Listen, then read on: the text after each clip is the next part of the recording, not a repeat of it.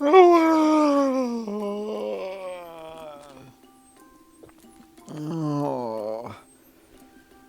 Hey guys, it's Julian here. It's another anime review, and I didn't think I'd be doing another 4 a.m. review. Dang, it's even later in the morning now due to daylight savings time, which is a pain. Well, anyway, I just had to do this again because of how cool this next anime I have lined up is. I have played the game Dota 2 when it first came out, and a bit of the original Dota when it first came out as well, but I was much younger then. And now we have a Dota anime. So without further ado, I really want to dive into this anime because I didn't really keep up with the lore, and I am hoping to learn a whole bunch more about it. So let's take a look at this anime. Okay, again, right off the bat, I have the same issue as I did with Pacific Rim the Black as I do with this one. It doesn't feel like a real anime because of the length of the season. Mind you, that this series is better, that it has 8 episodes rather than the 7 that Pacific Rim the Black did, but that still isn't enough to tell a fulfilling story in one season. And unfortunately, unlike Pacific Rim, which kind of dropped huge plot points that it will kind of delve deeper into the future, I couldn't really find that in this series at all. Not to say it wasn't good or anything like that, but you don't really know what future plot points they're gonna kind of hit, which kind of leaves future book kind of in the mystery because they could go kind of any way they want. It doesn't really have a set story in a way, and I feel like the writers are kind of writing it as they go. But anyway, let's get into a cooler thing. First up, let's talk which Dota heroes we'll actually get to see in this story. First up, we got the Dragon Knight Davion. In the actual game though, he doesn't quite have an actual name, so it's finally nice to have an actual name to this character. Whether the two are actually linked in the Dota 2 game and the anime, doesn't quite matter to me, but we finally get to meet the Dragon Knight Davion. As well, we get to see Princess Mirana of the lunar stuff, and as well we get to see Luna as well. Now, at first I didn't quite recognize this hero, Terrorblade, but at the end of the series, it finally made more sense that it was who the character was in the game, as he finally got a physical form. And last but not least, we have Invoker, who has a heartfelt backstory within this anime, and we can kind of see where they're going with this character. While the series did introduce other non-type hero characters, it may help round out the series overall.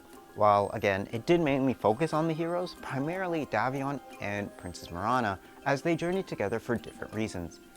Davion at the beginning of the series is a regular Dragon Knight, but then gets spliced with dragon blood and now becomes a dragon-human hybrid, while Mirana is out seeking redemption for the lost lotuses that she kind of let get stolen, and she felt that she needed to make up to her goddess. Well, as they kind of journey on this adventure, they get to learn more about one another and the trials and tribulations they have to go through. I mean, come on, these heroes' lives are not a walk in the park. Not in the slightest. We also get to see some of the elven characters, Fimran being the primary example, as the story also kind of revolves around her, as she is the one that stole the lotus leaves from the sanctuary, and Princess Mirana is kind of hunting down in the sun. But even as the series progresses and there is still hostility between these two, Davion kind of acts as the bridge between Fimran and Princess Mirana, helping kind of close that gap. But I mean, Fimran does still harbor huge resentment towards Luna, as Luna is the one that killed her elven friends. Now, as we continue along, the goddess is a bit of a two-faced person, wanting to be worshipped by all and loved by all, but at times also turning her back on her followers. I mean, this is such a terrible move, and it actually does kick her in the butt, because Invoker was one of those followers that did truly love the goddess. And again, I really need this explained, but somehow Invoker and the goddess somehow have a child. I still don't understand how that's possible, how a spirit and an elf can have a child, but I hope it gets explained. Resulting in a quote-unquote fake moon goddess, what the elves kind of still subtly worship, and hope by stealing these lotus leaves will bring her back to life. As much as Invoker would love that to happen, Invoker actually uses these lotus leaves to extract revenge upon the goddess, which is what we get to see with the help of Terrorblade at the end of the series. I know, a little bit of a spoiler there. Well, at the end of the series as well, we do get to see Davion being captured by the rest of his Dragon Knights because he harbors the Red Dragon, who, I want to say his squire, was basically missing throughout the entire series. We get to see him in the first episode and then the last, and that's it. Like, it's really bizarre. Like, I thought he was going to be a bigger character, but apparently not. Anyway, we did get to see Terrorblade, who I thought was going to be the big bad of the series, get to play a very minor role in this book, with the main villain really being the goddess. Which, don't get me wrong, she played that role pretty dang well. But the threat of Terrorblade, I think, is still at large, and Davion has to help the dragons squash what is to come. Now, I don't know where this is going to go because their journey party has kind of been split up at the end of the book, but don't worry, I've got a theory about behind all of that, so be sure to check out that video after this. Like I said, it doesn't quite have a lot of big future plot points being set up. Like I said, the next book can go in a completely different route. I don't know, but we'll take a look at that later.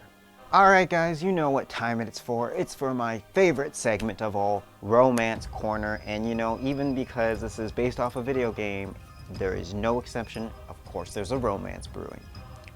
And I'm not going to talk about the Goddess and Invoker because there's still a lot of details and mysteries around that we don't have quite answered. So I'm not even going to touch upon that one yet. But I am going to touch upon one that I thought was kind of sweet, which is Davion and Princess Mirana. Now, come on, it's a princess and a knight. What can you expect? I mean, we got that, such an easy trope. But at the beginning of the series, Princess Mirana kind of sees him as a stuck-up, playboy sort of type deal. And don't get me wrong, Davion's a knight. He believes he needs to be courageous and strong all the time. But deep down, he is truly terrified. He's got a dragon inside of him. How did that happen? How is he supposed to deal with that? And then when he finds out the news that he's going to die, and once he dies, the dragon will be unleashed. Oh dear God, he is in such confusion about what should he do and what's going to happen about him. And Princess Mirana doesn't know what she should do either. I mean, should she go back to the goddess? She feels like she's failed the goddess. Does she have a right to even return, right? And Luna wants her to basically lead them. So at the end of the series, sadly, we don't get to see these two end up together. But again, like I said, it's still very early on in the series, so I'm hoping in Season 2 we do get to see these two reunite, and their love will more blossom in that, but they did have some good coupley moments in this first book. Alright guys, I know it's been a bit topsy-turvy, but here are the 3 reasons why you should be watching this anime.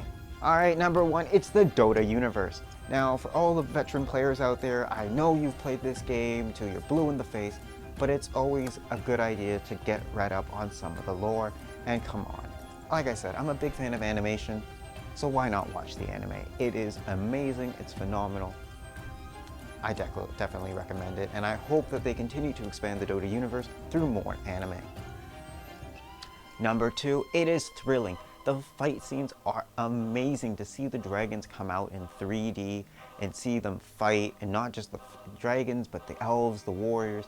It is phenomenal action to see Luna get there in action, and same with Princess Mirana with her bow. It was just freaking great. And don't forget Fimran and her sneaky abilities. I'm having a sneaky suspicion that Fimran might be a hero as well, but I'm not going to call it yet in this video. And number 3, it is mysterious. There are tons of mysteries still surrounding a bunch of the characters, and so many paths to still explore. The series does keep you in that shred of darkness, but I'm hoping as it progresses, we'll get to see more, but it does make for some good mysteries. Well, I hope this is the beginning of something big, and I hope we're going to get more books in this Dota universe, if it's not just in this Dragon Blood storyline, but in other storylines as well. I hope we get to see more cast and characters from the Dota 2 universe get brought in to have their own anime stories, and I hope in those future stories we do get to see more crossover between the characters, kind of sharing in a shared universe sort of thing, but that's completely up to Netflix, and I'll discuss more of that in my theory video, so be sure to check that one out next. Anyway guys, I'm tired, so I will see you guys in the next video. Take care now.